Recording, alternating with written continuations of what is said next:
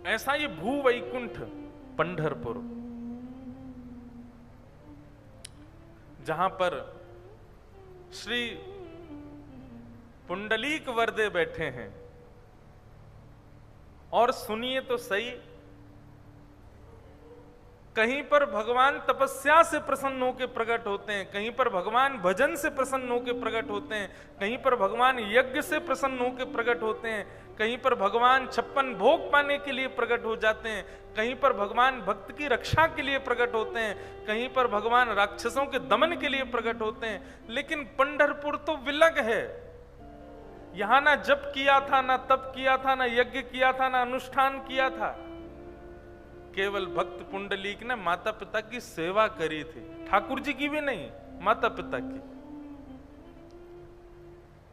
उस सेवा से ठाकुर जी यहां पर प्रकट हो गए। कैसे ठाकुर जी? आप 4 माला कम करोगे तो ठाकुर जी नाराज नहीं हो, बिल्कुल ही मत करो तो भी ठाकुर जी पे कौन सा फर्क पड़ रहा है? हम माला कोई ठाकुर जी पर फर्क पड़े इसलिए तो नहीं करते, हम यज्ञ इसलिए तो नहीं करते कि ठाकुर जी को इससे फर्क पड़ेगा। ठाकुर जी को कोई फर्क नहीं पड़ता इन सब चीजों से। आपकी करनी से आप पर फर्क पड़ता है, आपके कर्मों पर फर्क पड़ता है, आपकी मन बुद्धि पर पवित्रता आती है। ठाकुर जी को कोई गरज नहीं पड़ी, तुम बैठे रहो, पड़े रहो, कुछ भी करो। कई लोग ऐसा होता है, वो पाप करने के लिए जाते हैं तो ठाकुर जी से नजर बचा के जाते हैं, कहीं ये देखे ना। ठाकुर जी कह रहे हम बे, जैसे मुझे तो तू वहां दिखेगा ही नहीं। घर में अगर कोई 2 नंबर का पैसा लाया या कुछ भी गलत काम कर रहा है, ठाकुर जी के चित्रपट पर कपड़ा डाल देता है, इनको नहीं देखे। ठाकुर जी बोले हाँ तेरे कपड़ा डालने से तो मेरी आंख बंद हो गई। ठाकुर जी को सब दिखना है, तुम जानत सब अंतर्यामी। ठाकुर जी को सब पता है। आपकी करनी से ठाकुर जी पर कोई असर नहीं होता, पर जब हमारी करनी अलौकिक होती है, हमारी करनी कुछ विलक्षण होती है, तब ठाकुर जी की दृष्टि पड़ती है, अरे कुछ अलग कर रहा है। बहुत ध्यानपूर्वक सुनिएगा। आप सबको आवाज आ रही है हमारी? शब्द स्पष्ट सुनाई दे रहे हैं ना?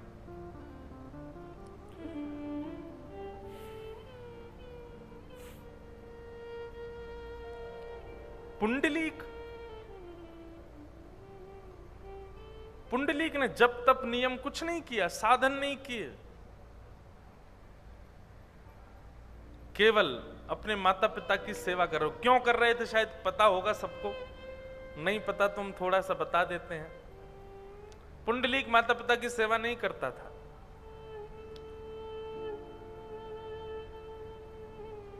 भक्ति में 2 प्रकार के लोगों का प्रवेश होता है। मैं गलत भी हो सकता हूं लेकिन फिर भी बोल रहा हूं। भक्ति में 2 प्रकार के लोगों का प्रवेश होता है। पहले वो जिनके पूर्व जन्म के संस्कार सुदृढ़ होते हैं, और दूसरे वो जो घोर नास्तिक होते हैं। भक्ति में ये 2 ही लोग प्रवेश करते हैं।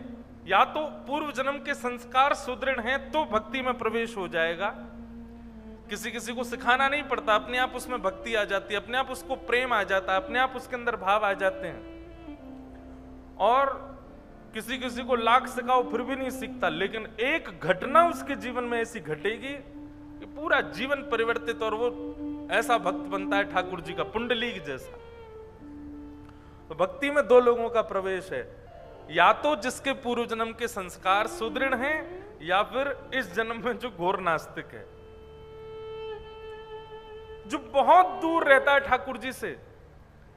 या तो वो ठाकुर जी के समीप चला जाएगा, या फिर वो जो पूर्व जन्म से समीप है वो समीप जाएगा। बीच वाले के सीताराम, बीच वाले तो ऐसे घूमते रहते हैं।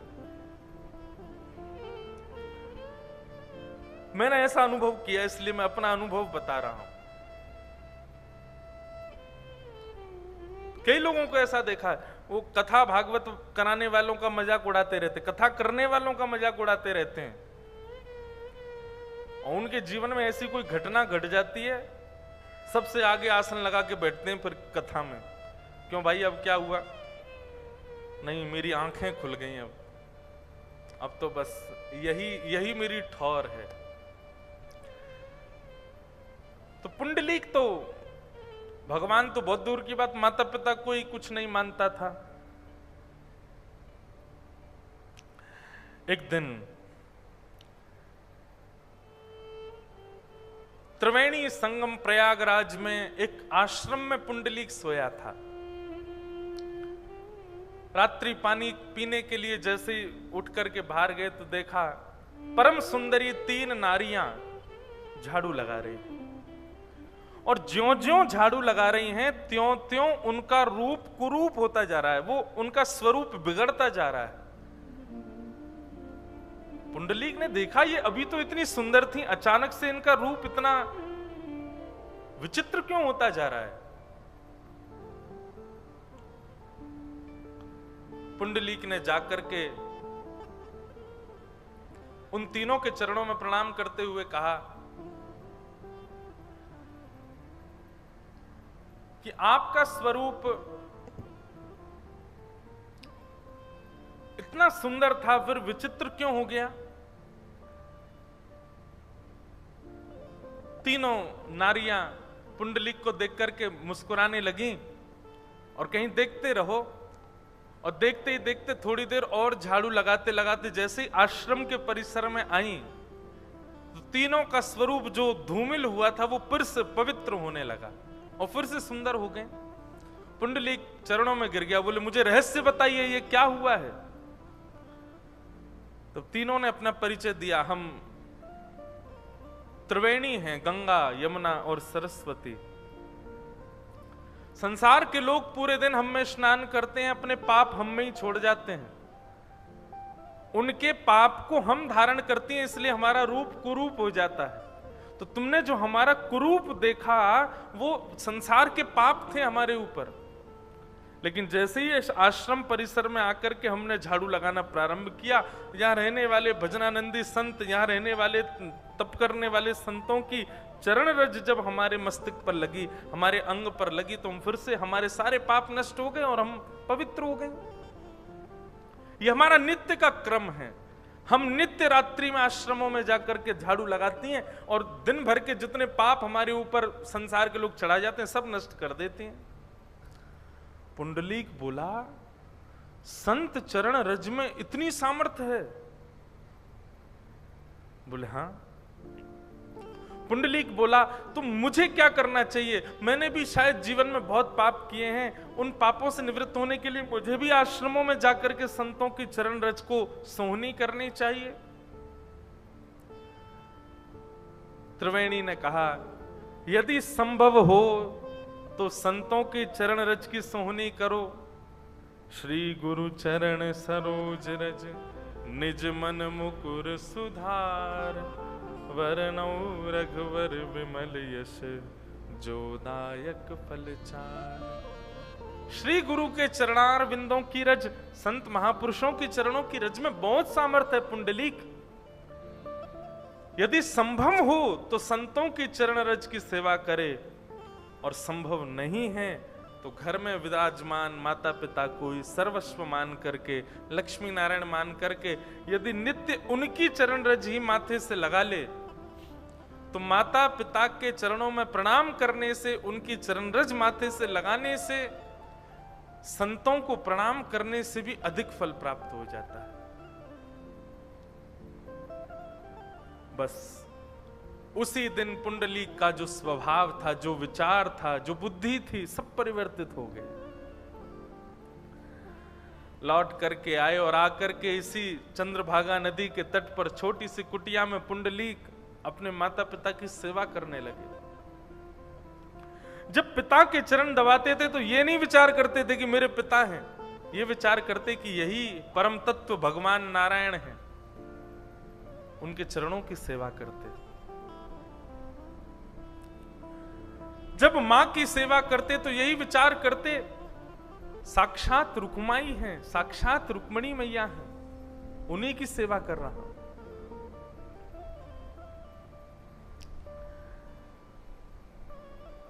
साक्षात नारायण और साक्षात लक्ष्मी महालक्ष्मी का रूप माता पिता को मान करके सेवा करने लगे।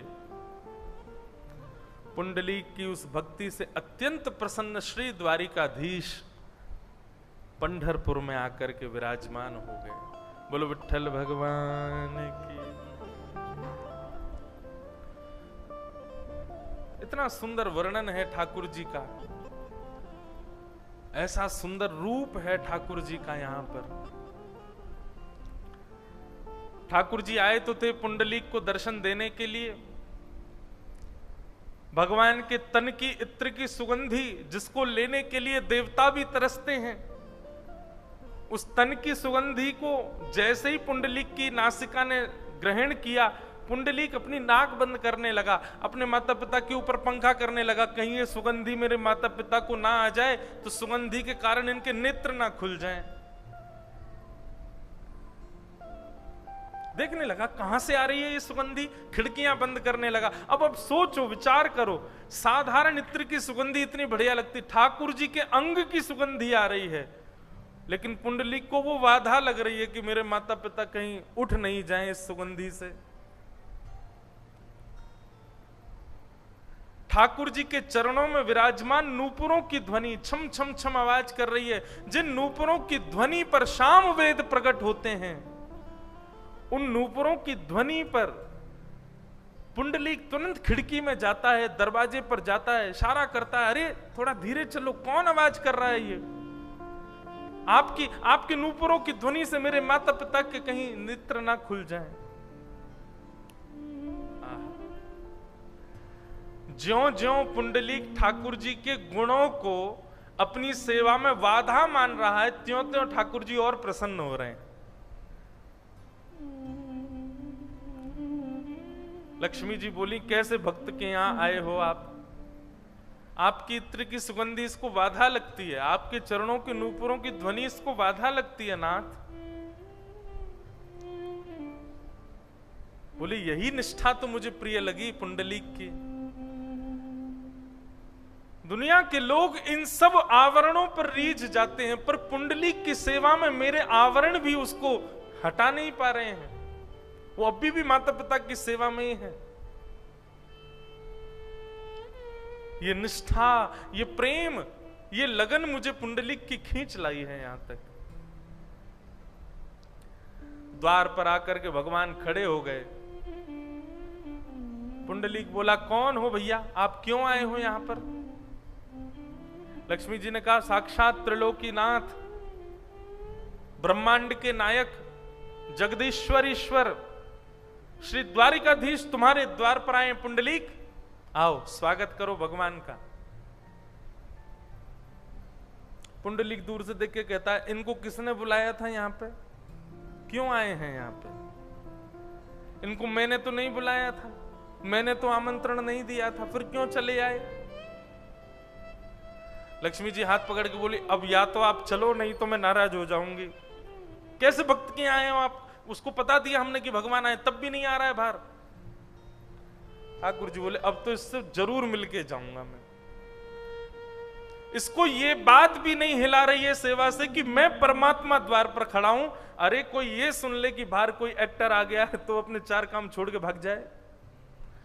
ये पता चल जाए कि हमारे नगर के विधायक जी आए बाहर, अभी कोई हल्ला कर दे कि बंबई से कोई बहुत बड़ा फिल्म सितारा आया, आप कथा छोड़ के भाग जाओगे। सेवा तो बहुत दूर की बात। लेकिन पुंडलीक को तो यह बता दिया कि साक्षात परमात्मा तेरे द्वार पर आए हैं, स्वयं लक्ष्मी बता रही हैं। पुंडलीक कहता है, इनको किसने बुलाया? मैंने तो नहीं बुलाया था, और जब मैंने नहीं बुलाया तो मैं स्वागत क्यों करूं इनका? लक्ष्मी जी नाराज हो गई, लेकिन ठाकुर जी बोले, इसकी सेवा तो देखो, इसकी निष्ठा तो देखो। मेरे तन की सुगंधी इसको नहीं हिला पा रही, मेरे नूपुरों की ध्वनि से इस पर कोई असर नहीं पड़ता, मेरे स्वरूप के सौंदर्य से इसको प्रभाव नहीं हो रहा। मैं कौन हूं ये पता लगने पर भी वो अपनी सेवा नहीं छोड़ रहा है। ऐसी निष्ठा मुझे ये प्रिय है, मैं तो इससे मिलके जाऊंगा। रुक्मणी जी उदास होकर के चली गई। बोले तुम जाओ तो जाओ, हम तो इससे मिलके आएंगे। जाते जाते रुक्मणी जी कह गई, पतिदेव तो मेरे ही हैं, खड़े बेचारे द्वार पर। अरे पुंडलीक, स्वागत नहीं कर सकते तो कम से कम आसन ही दे दो भगवान को। अरे घर पर आए मेहमान को कोई बैठाता तो है, आसन दे दो एक। पुंडलीक बोला, कहां जाऊं आसन लेने के लिए, इतने विशाल तो ये हैं, बैठने के लिए भी बड़ा आसन चाहिए होगा इनको, कहां से लाऊं। तभी एक ईंट वहां थी, खिसका दी भी नहीं, पधराई भी नहीं, व्यवस्थित भी नहीं कि खिसकाई है नीचे से, लीजिए, जब तक मेरी सेवा ना हो जाए प्रतीक्षा कीजिए, आसन पर बैठिए। लक्ष्मी जी ने हाथ पकड़ लिया, बोले खबरदार, जो आप यहां रुके तो चलिए मेरे साथ। ठाकुर जी बोले नहीं, अब तो मैं मिलके ही जाऊंगा। और ठाकुर जी पुंडलीक के द्वारा पधराए हुए उस निष्ठुर आसन पर अपनी दोनों भुजाओं पर कमर धारण करके खड़े हो गए।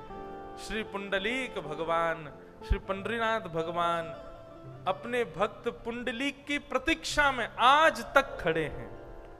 आज भी प्रतीक्षात्मक मुद्रा है श्री पंडरीनाथ विठल भगवान की। इस भूमंडल को, इस पृथ्वी को, इस पूरे ब्रह्मांड को एक ऐसा रूप प्रदान किया जो रूप केवल पंढरपुर में और कहीं नहीं है।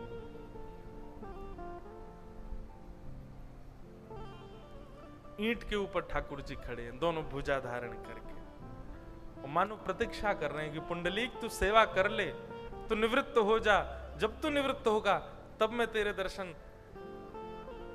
अब मुख से निकल तो ऐसा रहा है तब मैं तेरे दर्शन करूंगा, लेकिन ये कह भी दूं तो कोई अंतर नहीं।